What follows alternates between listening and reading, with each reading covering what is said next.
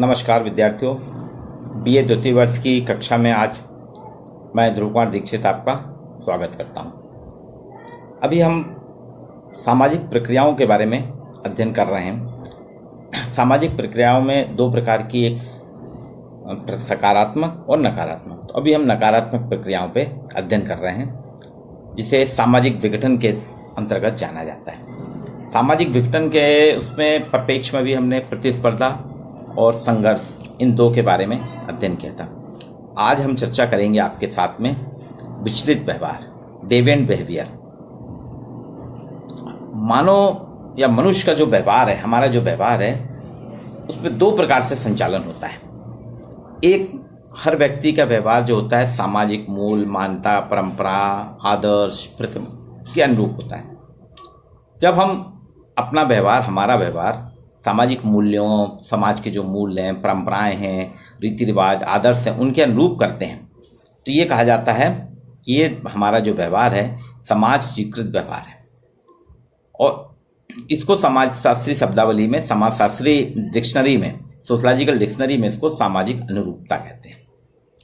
लेकिन कभी कभी क्या है, व्यक्ति के कुछ व्यवहार जो हैं, इस प्रकार के जो सामाजिक व्यवहार हैं, इसके अनुरूप व्यवहार ना करके व्यक्ति दूसरे प्रकार के आचरण करने लगता है। अर्थात हमारे व्यवहार समाज के निर्धारित मापदंड, सामाजिक मूल, परंपरा, रीति रिवाज, आदर्श, इसके अनुकूल नहीं होते। तब ऐसे व्यवहारों को जो समाज के द्वारा कहा जाता है, ये जो व्यक्ति है अस्वीकृत कर देता है समाज व्यक्ति के ऐसे व्यवहार को, और उसको कहता है विचलित व्यवहार है।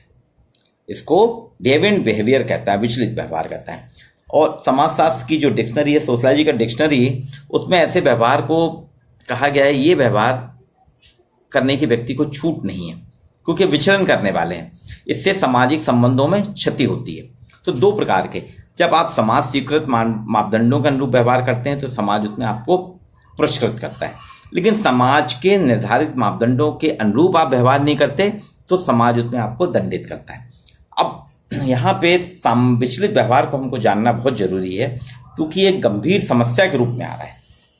अभी अगर हम वर्तमान परिप्रेक्ष्य में देखें तो ये जो कोरोना वायरस है, ये भी वास्तव में एक तरीके से विचलित व्यवहार ही है। चाइना से जो कहा जा रहा है कि चाइना में फैक्ट्री से निकला है, कुछ कह रहे हैं मीट शॉप से निकला, अब जहां से भी उत्पत्ति अभी नहीं आई, लेकिन वास्तव में ये राष्ट्रों की होड़ थी, हम आगे निकल जाएं, हम रुस्तमे हिंद बन जाएं, हम सिकंदर बन जाएं।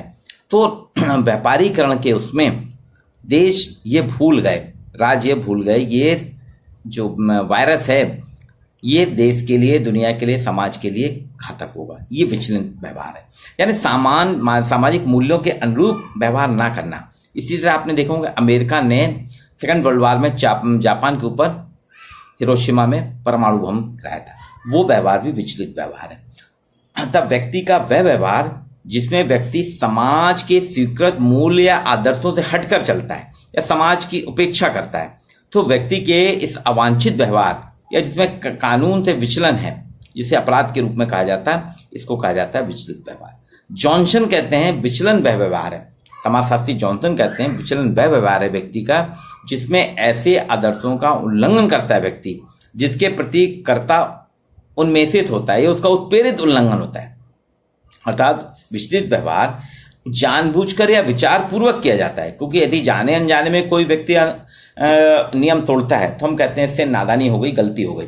लेकिन जानबूझ के अगर वो करेगा तो वो विचलन कहलाएगा। नादानी में नियम तोड़ना, जैसे आप चले जा रहे हैं, आप ध्यान नहीं दिया, आपको घर पहुंचने की जल्दी, ऑफिस पहुंचने की जल्दी, आपने रेड लाइट नहीं देखी और क्रॉस कर गए अनजाने में, और फिर बीच से आप रुक के वापस आए, तो ये आपका विचलन नहीं कहलाएगा। लेकिन देख रहे हैं आपकी लाल लाइट जल रही है, फिर भी हमको तो निकलना है, तो रेड लाइट में अगर रोड आप क्रॉस करते हैं चौराहे से, वो आपका विचलन व्यवहार है। तो ये सामाजिक आदर्श, नैतिक नियमों के उल्लंघन तक ही सीमित रहता है, लेकिन जब वैधानिक मान्यताओं के प्रतिकूल हो जाता है तो फिर वो अपराध बन जाता है।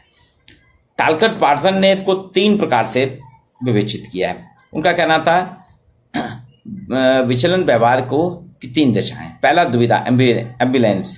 विचलित व्यवहार की प्रथम दिशा जो है वो कहता है दुविधा। यह स्थिति तब उत्पन्न होती है जब व्यक्ति आदर्श की वैधता स्वीकार करता है लेकिन किन्हीं कारणों से उनका पालन नहीं कर पाता। यानी व्यक्ति इस दुविधा की स्थिति में आ जाता है कि आदर्श को उचित मानते हुए उसको अपनी सफलता के लिए उपयोगी नहीं मानता, अर्थात वो अनुरूपता की ओर झुकता है तो कभी विचलन की ओर होता है। ये दुविधा की स्थिति है। जैसे सिंपल सा उदाहरण है, कई बार होता है कि हम रेलवे स्टेशन पहुंचते हैं, प्लेटफॉर्म पे देखा हमने ट्रेन आ गई है, अब गाड़ी में बैठना और विंडो में लगी लंबी लाइन से टिकट लेना, तो उसमें या तो आप टिकट ले लोगे, ट्रेन छूट जाएगी, ये होगा। तो हम क्या करते हैं, या तो जबरदस्ती जुगाड़ लगा के दाएं बाएं जो लंबी लाइन लगी उसके आगे घुस के टिकट लेते हैं, और कुछ लोग बिना टिकट के ही डिब्बे में चढ़ जाते हैं, टीसी को बता देते हैं। तो ये भी वास्तव में विचलन, ये दुविधा है, विचलन की दुविधा वाली स्थिति है ये, कि हम जान रहे हैं कि उन आदर्शों का पालन हम नहीं कर पा रहे हैं, लेकिन फिर भी हम वो कार्य करते हैं। तो ये दुविधा है। अब सक्रिय और निष्क्रिय विचलन, एक्टिव एंड पैसिव डेविएशन, यहाँ पे पार्सन्स कहते हैं व्यक्ति के विचलित व्यवहार को प्रकट करने वाले दो रूप हैं, एक सक्रिय होता है और निष्क्रिय विचलन। निष्क्रिय विचलन वह है जिसमें व्यक्ति प्रारंभ में शुरुआत में आदर्श की ओर, है ना, जो आदर्श है, मूल्य है, उनकी ओर आकर्षित होता है, बाद में मजबूर होकर अपने पथ से विचलित हो जाता है।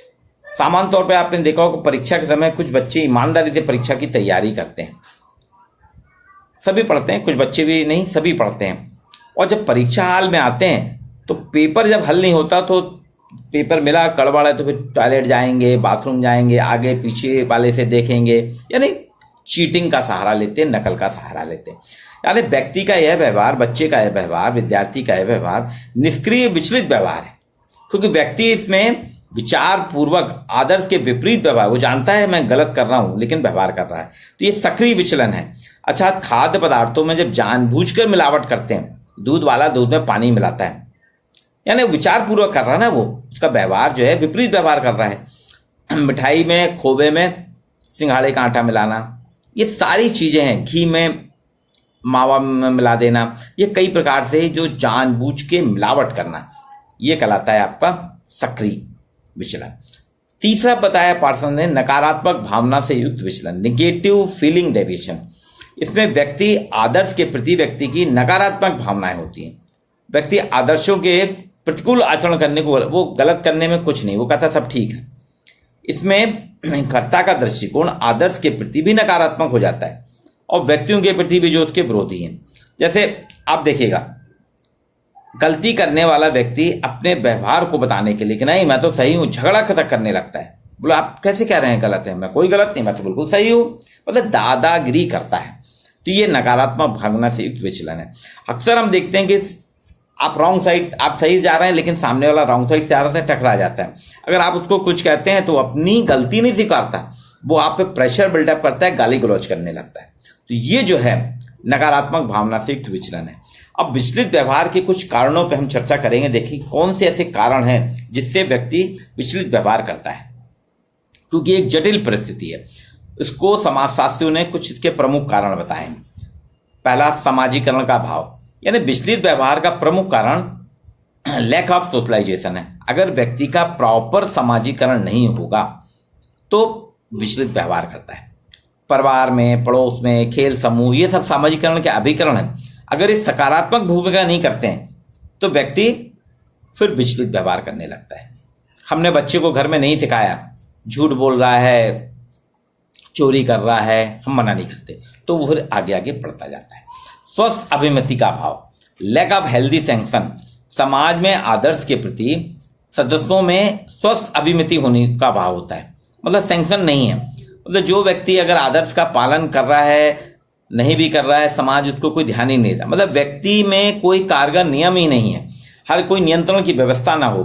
जैसे एक बहुत बढ़िया उदाहरण है, पिछले 4-5 साल पहले विजय माल्या बैंक से लोन लेते रहे और विदेश चले गए और गायब हो गए। तो ये क्या है, स्वस्थ अभिमति का मतलब उसके रोक ठोक नहीं हुई ना। तो लैक ऑफ हेल्दी सैंक्शन से विचलन व्यवहार बढ़ रहा है कि एक विजय माल्या ना कर, आप दूसरे लोग भी उसमें होंगे।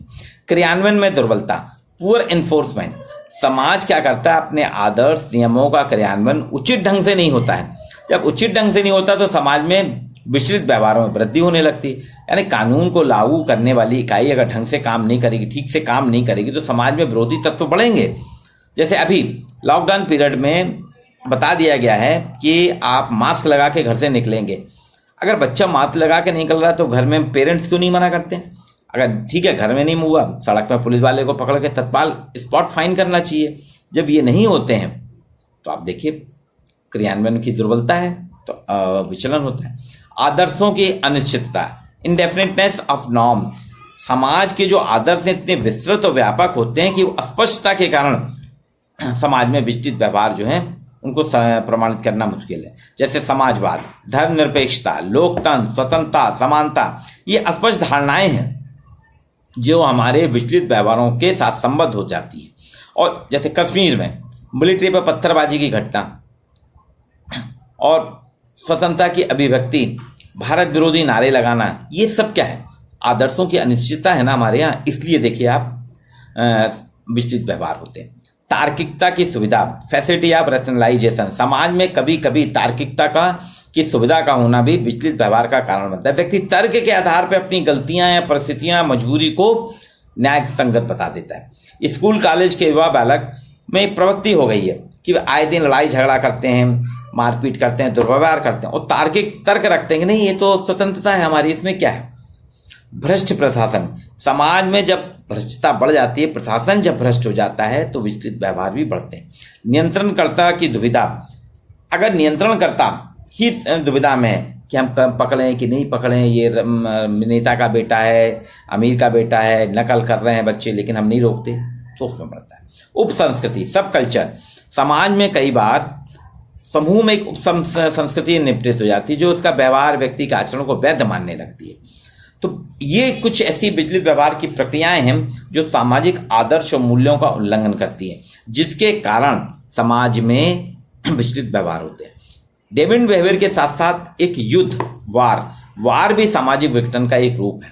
युद्ध में क्या होता है, सामाजिक मूल्यों का एक परिवर्तित स्वरूप है जिसमें पूरी सामाजिक संरचना हमारी धराशायी होती है। एकाएक युद्ध की स्थिति नहीं होती, युद्ध आने के पीछे बहुत सी तनावपूर्ण स्थितियां होती हैं। युद्ध में धीरे धीरे एक जटिल प्रक्रिया में कई प्रक्रियाएं हैं। वार is a complex process arising out of variety of factor, बहुत से फैक्टर जुड़ते हैं। देखिए चीन में गलवान घाटी में क्या हो रहा है कि चीन को मालूम है कि मेरे पर प्रतिबंध लग रहा है, कोरोना वायरस का मैं बदनाम हूं, तो अपने को सुरक्षित करने के लिए भारत पे वो हमला कर रहा है, युद्ध करने की स्थिति जानबूझ के आ रहा है कि भारत उससे युद्ध करे। ये एक है। इसको इलियट और मेरिल ने कहा, युद्ध राष्ट्रों को शांति काल में परस्पर बांधने वाले संबंधों की औपचारिकता को छिन्न भिन्न करता है। मतलब जो देशों के बीच में शांतिपूर्ण संबंध है उसको छिन्न भिन्न करता है। War is the formal disruption of the relationship that bind nation together in peace time harmony. हॉबिल कहते हैं, युद्ध का अभिप्राय एक सामाजिक समूह के द्वारा दूसरे समूह के जीवन व संपत्ति को जानबूझकर विनाश द्वारा एक दूसरे के कीमत पर एक दूसरे के हितों के विस्तार हेतु किया जाने वाला एक संगठित आक्रमण है। जयदेव सिंह ने कहा, युद्ध समूह समाजों के संघर्ष का सूचक है। ये अलग अलग प्रकार से हम देखते हैं कि समाज के अंतर्गत युद्ध होता है। इसके बहुत से सामाजिक कारक हैं। युद्ध के कारण क्या होता है कि सामाजिक परिस्थितियां और कारक युद्ध को प्रोत्साहित करते हैं। समाज में, एक ही समाज में विभिन्न समूह में संघर्ष हो जाता है। वर्ग संघर्ष, प्रजाति संघर्ष, सांस्कृतिक संघर्ष, सामुदायिक संघर्ष, ये कुछ कारक हैं जो इसके लिए उत्तरदायी। मनोवैज्ञानिक कारक, घृणा, असुरक्षा, शांति, ईर्ष्या, ये बदले की भावना जो अभी चीन कर रहा है, ये मनोवैज्ञानिक कारक है जिससे युद्ध पनपता है। आर्थिक कारक, बर्नार्ड ने अपनी पुस्तक वॉर इज कॉजेज में आर्थिक कारकों को युद्ध के लिए महत्वपूर्ण माना है। आपका कहना है द्वितीय विश्व युद्ध के समय द्वितीय विश्व युद्ध आर्थिक कारकों से हुआ था। शक्तिशाली राष्ट्रों द्वारा अपना उत्पाद खपाने के लिए अन्य राष्ट्रों में बलपूर्वक प्रयोग किया। विविध आर्थिक नीतियां, जैसे अमेरिका की पूंजीवादी नीति, चीन की साम्यवादी आर्थिक नीतियां, ये सब अभी जो चल रहा है कोरोना काल में क्या है, ये आर्थिक कारण है। चाइना की अर्थव्यवस्था भी गड़बड़ है, सभी वहां से अपनी अपनी फैक्ट्रियां बाहर निकाल रहे हैं और दूसरे आना जाना बंद है, तो वो चाइना युद्ध की स्थिति की ओर बढ़ रहा है। राजनीतिक कारण, युद्ध का एक राजनीतिक कारण भी है जिसके कारण दो राष्ट्रों के बीच में राजनीतिक तनाव होता है, युद्ध हो जाता है। एकीकरण का अभाव, राष्ट्रीय भावना में एकीकरण का अभाव होने से युद्ध होता है। दास प्रथा, अमेरिका में गृह युद्ध दास प्रथा के कारण हुआ था। साम्राज्यवाद, स्वतंत्रता की भावना, शस्त्रों की अंधी दौड़, प्रचार, ये सब बहुत से कारण हैं। जनमत की उपेक्षा जो समाज में युद्ध की स्थिति लाते हैं। जैसे 71 में भारत पाकिस्तान का युद्ध क्या था? बांग्लादेश की जनता के साथ होने वाले अमानुषिक अत्याचारों का परिणाम था। ये वास्तव में क्या है? युद्ध के जो कारण है, युद्ध व्यक्ति के विचारों के संघर्ष का मूल कारण है। जब व्यक्ति के विचारों में संघर्ष होता है तो मूल व्यक्ति की मानसिक स्थिति को विकसित करता है। दो व्यक्तियों के मत संघर्ष उनके विचार और स्वार्थों के कारण होता है, जो विघटन की स्थिति लाता है। युद्ध में दो परिवार समुदायों के मध्य जो है विवाद हो जाता है, जो सामुदायिक विघटन पैदा करता है, राष्ट्रीय गुष्ट संघर्ष की स्थिति निर्मित करता है। इसके दुष्परिणाम क्या है? पूरी की पूरी अर्थ सामाजिक व्यवस्था हमारी तहस नहस हो जाती है, मानव मूल्यों समाप्त हो जाते हैं। आप देख रहे हैं कि सैनिकों के कारण नागरिक मृत्यु होती है, सामाजिक बंधन को व्यस्त हो जाते हैं। परमाणु विस्फोट जो जापान में हुआ था, वहाँ की भूमि आज तक बंजर है। बालकों को उचित मार्गदर्शन नहीं मिलता। कितने प्रकार के वायरस युक्त वेपन्स उपयोग होंगे, पूरी मानवता हमारा तहस नहस हो जाती है। रेडॉल्फ बॉर्न कहते हैं युद्ध राज का स्वास्थ्य है। युद्ध जो है राज का जो स्वस्थ है राज्य उसको अस्वस्थ बनाता है। अर्थात युद्ध के समय राजनीतिक प्रभाव व्यक्ति पर इतना सर्व हो जाता है कि वो वास्तव में पूरे कुछ भी करने को तैयार हो जाता है, जो पूरी मानवता के लिए खतरा है। अर्थात युद्ध समाज के लिए अहितकारी है। इससे समाज की प्रगति रुक जाती है, समाज विघटन की ओर उन्मुख होता है, संघर्ष विनाशकारी होता है, और जिन समस्याओं को सुलझाना होता है उससे अधिक समस्याएं हमारे यहाँ उत्पन्न हो जाते हैं। इसलिए युद्ध को कहा गया है कि युद्ध सामाजिक विघटन का सबसे हिंसात्मक स्वरूप है। War is a social disorganisation in its most violent form. तो सामाजिक विघटन के आज हमने दो पहलू पढ़े, एक विचलित व्यवहार, डिवेंट बिहेवियर, और दूसरा युद्ध। ये सामाजिक विघटन के हैं। अगली क्लास में हम पढ़ेंगे सोशल लेजिस्लेशन, सामाजिक विधान।